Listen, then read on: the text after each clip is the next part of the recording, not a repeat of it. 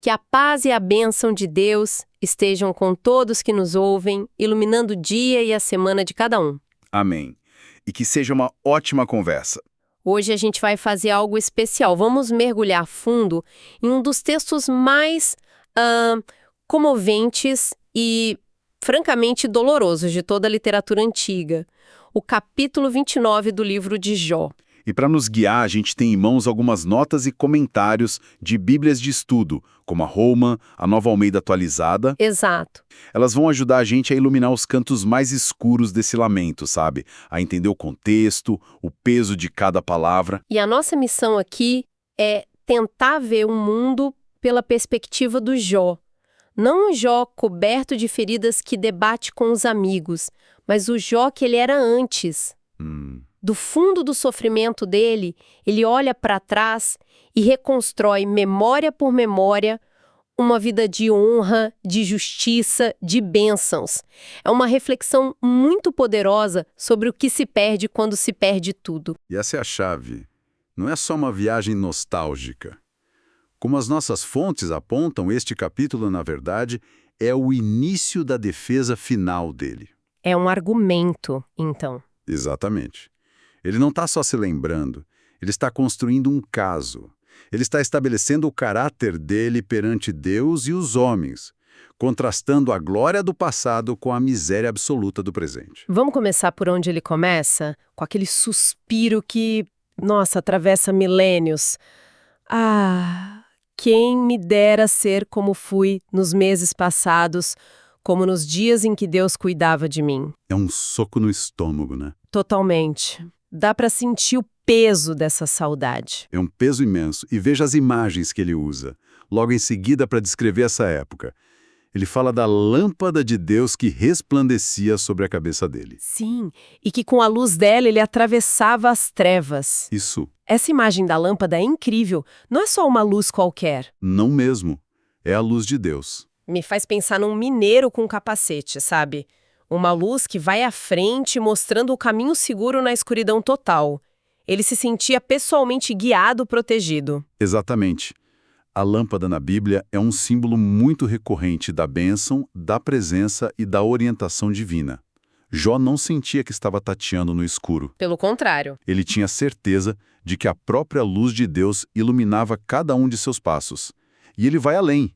Ele fala sobre a amizade íntima ou o segredo de Deus que estava sobre a sua tenda. A amizade íntima de Deus.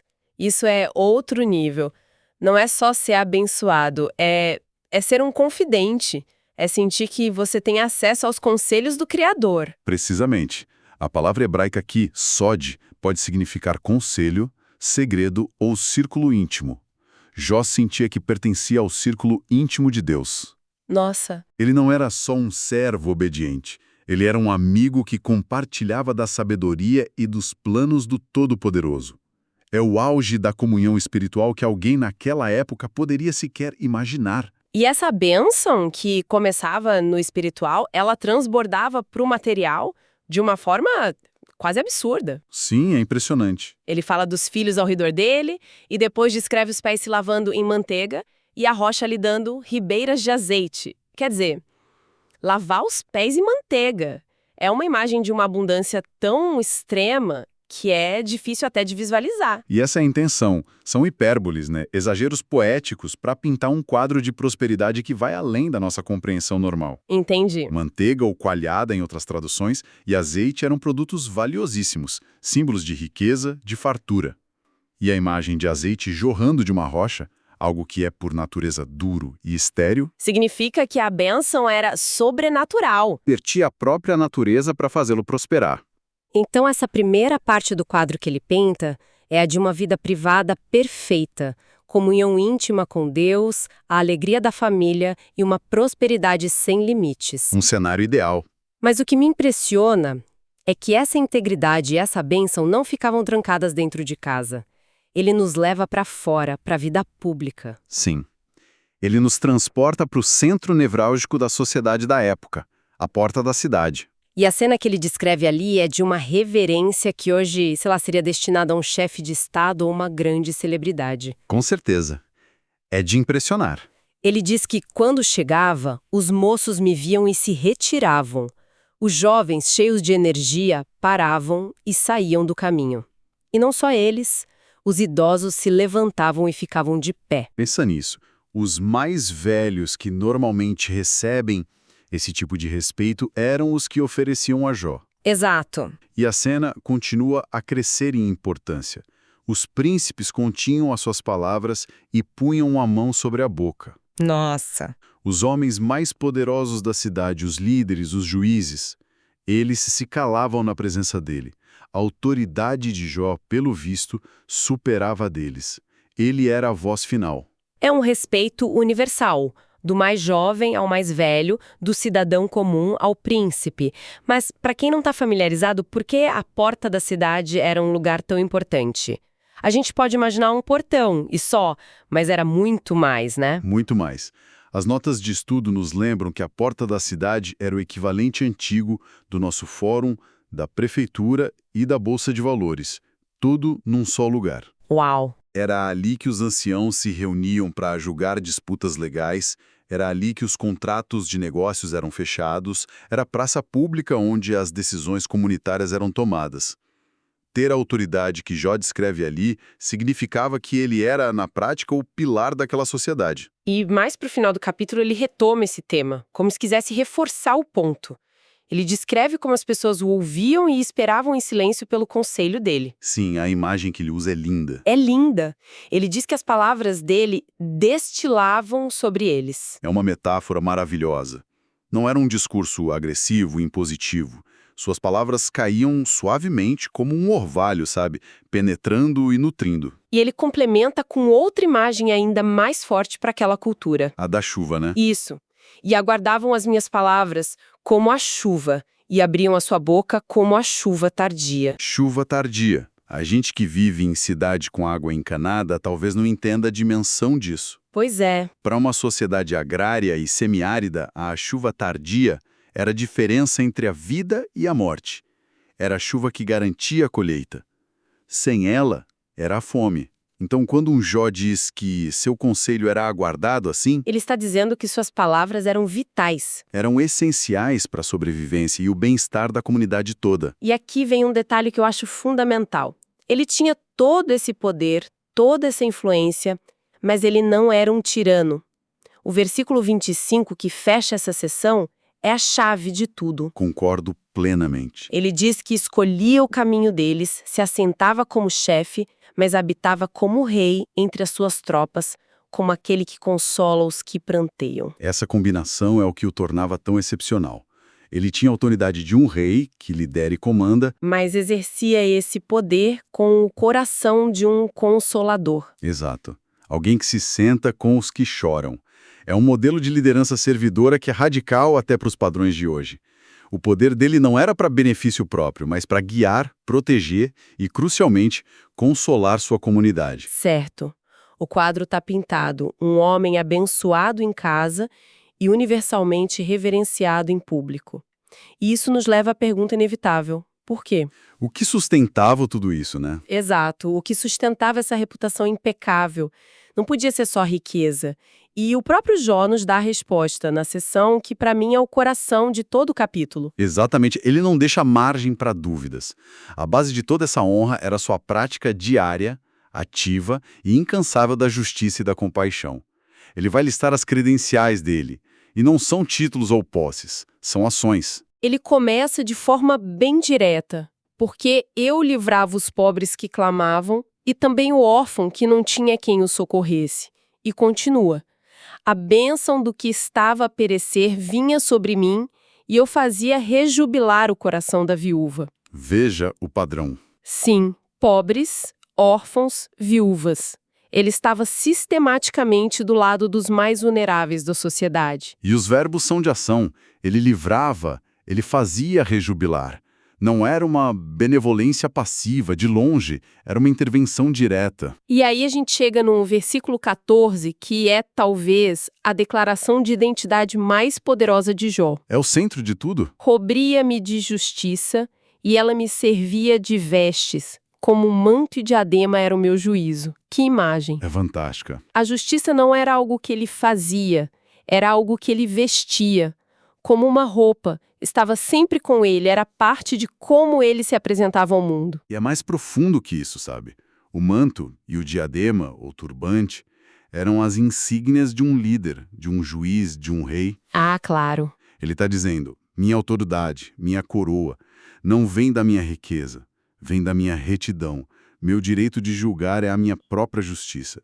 Isso é uma refutação direta e esmagadora das acusações dos amigos dele. Que insinuavam que ele tinha um pecado oculto, né? Exatamente. E ele continua com aquelas metáforas que se tornaram famosas. Eu era olhos para o cego e pés para o coxo. Isso vai muito além da caridade. Não é só dar uma esmola para o cego na rua. De forma alguma. É uma empatia que se transforma em ação pessoal e sacrificial. Significa emprestar sua visão a quem não tem, talvez guiando, descrevendo o mundo, garantindo que ele não seja enganado. Ou emprestar sua mobilidade a quem não tem. Isso. Carregando ou defendendo os direitos dele em lugares que ele não pode alcançar. É se tornar, de fato, a capacidade que falta ao outro. É um nível de envolvimento pessoal que é, nossa, impressionante. E essa justiça não era só reativa, esperando os problemas chegarem. Ele era proativo. O versículo 17 me arrepia um pouco, é bem gráfico. É uma imagem forte, sim. Ele diz, e quebrava os queixos do perverso e dos seus dentes tirava a presa. É uma imagem de um guerreiro pela justiça. Ele não apenas defendia a ovelha depois que o lobo atacava. Ele ia atrás do lobo. Ele ia atrás do lobo, enfrentava-o e arrancava a presa da sua boca. Em termos práticos, as nossas fontes sugerem que isso significa que ele usava sua autoridade para confrontar os opressores, para desfazer negócios injustos, para expor a corrupção. E para restaurar o que haveria sido roubado. Exatamente. Ele não tinha medo de enfrentar os poderosos para defender os indefesos. Um quadro completo, então. Uma vida reta, abençoada, respeitada e ativamente justa. E exatamente aqui, no auge dessa descrição, que a história ganha seu contorno mais trágico. Sim. Porque toda essa vida levou Jó a uma conclusão absolutamente lógica sobre o seu futuro. Uma conclusão que, dentro da teologia e da visão de mundo daquela época, fazia todo sentido. Era quase uma equação matemática, né? Se eu vivo uma vida justa, Deus, que é justo, vai me recompensar com uma vida longa e pacífica. É o que ele diz no versículo 18.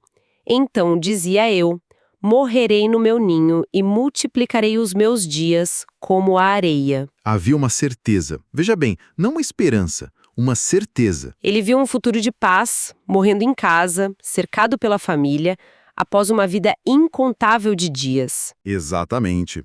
E as imagens seguintes reforçam essa expectativa de vitalidade permanente. Ele se via como uma árvore com raízes que se estendem para as águas, garantindo um vigor constante. E ele dizia que a honra se renovava. E a imagem final, o meu arco se reforçava na minha mão. O arco. As notas de estudo explicam que o arco era um símbolo de força, de virilidade, de poder. De poder pessoal e militar. Ele acreditava que, em vez de envelhecer e ficar mais fraco, a força dele seria continuamente renovada por Deus. Era a consequência direta e garantida da sua aliança com Deus e da sua vida justa. Ele vivia num universo com regras claras e previsíveis. A retidão levava à bênção. Ponto final. Não havia espaço para o sofrimento inexplicável do justo. Então, o que ele perdeu não foi só a saúde, a família e os bens. Isso já seria terrível, mas a perda foi muito mais profunda. Muito mais. Ele perdeu a certeza de que o universo funcionava de uma maneira justa.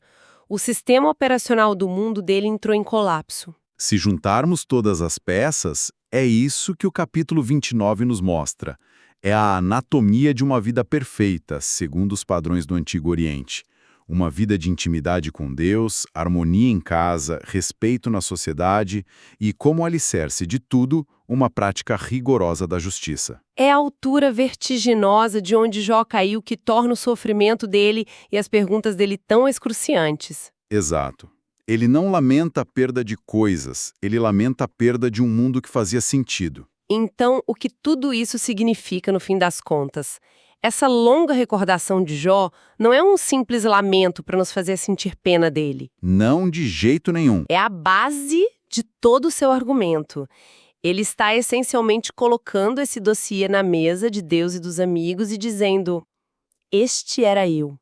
Esta era a minha vida. Como é possível que tudo isso tenha acontecido a um homem como eu? A profundidade da dor dele é exatamente proporcional à altura da sua antiga glória. E essa é a questão que o livro de Jó lança e que ecoa até hoje. O capítulo 29 não é só a memória de um homem. É mais do que isso. É o estabelecimento do grande paradoxo que a humanidade enfrenta desde sempre. O problema do sofrimento do justo num mundo que a gente acredita ser governado por um Deus bom e justo. Jó nos força a confrontar o fato de que, às vezes, a vida não segue as regras que esperamos. Para encerrar nossa análise, fica uma reflexão. O mundo que Jó descreve com tanta saudade é um mundo onde o bem era recompensado de forma clara, pública, material. Sim, a conta fechava. Exato, a conta fechava. A retidão levava à honra, a vida correta levava à prosperidade. E isso levanta uma questão para nós. Quando enfrentamos o sofrimento, a perda, a injustiça em nossas próprias vidas, que parte da nossa angústia vem da perda em si e que parte vem do colapso de uma expectativa talvez secreta de que uma vida correta deveria ser uma vida mais protegida? É um pensamento profundo. É um pensamento para explorarmos por conta própria. Que Deus abençoe a todos os ouvintes.